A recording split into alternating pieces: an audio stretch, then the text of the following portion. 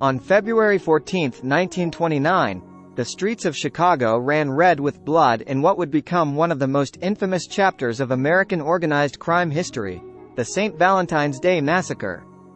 This brutal event, marked by its meticulous planning and ruthless execution, remains a chilling reminder of the violent power struggles that defined the Prohibition era.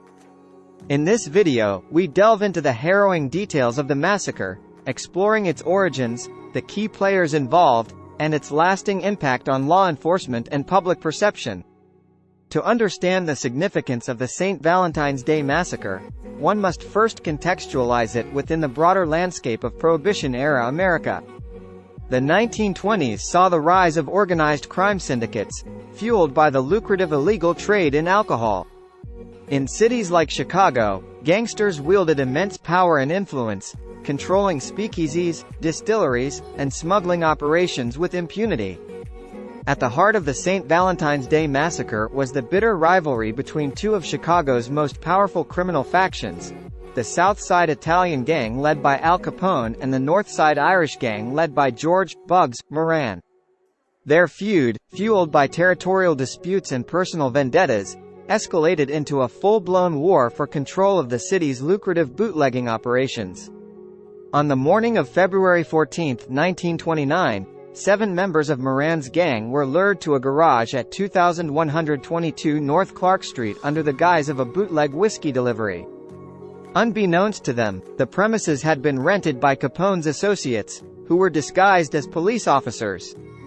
Upon arrival, the unsuspecting victims were lined up against a wall and gunned down in a hail of bullets from Tommy guns and shotguns. In a matter of minutes, the massacre claimed the lives of 6 men, with one miraculously surviving despite sustaining multiple gunshot wounds. The St. Valentine's Day Massacre sent shockwaves across the nation, prompting widespread outrage and calls for action against organized crime.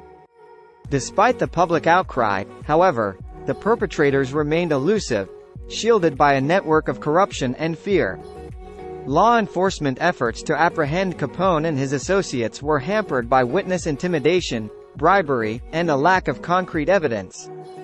While the St. Valentine's Day Massacre failed to bring an end to Chicago's gangland violence, it marked a turning point in public opinion and galvanized efforts to combat organized crime.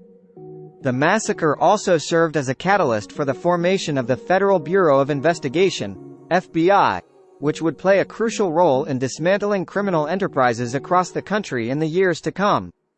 Nearly a century after the St. Valentine's Day Massacre, its legacy endures as a symbol of the lawlessness and brutality that characterized the Prohibition era. Though the identities of the gunmen responsible for the massacre may never be definitively established, its impact on American history and popular culture is indelible. As we reflect on this tragic chapter, we are reminded of the enduring allure of organized crime and the ongoing struggle to uphold justice in the face of corruption and violence.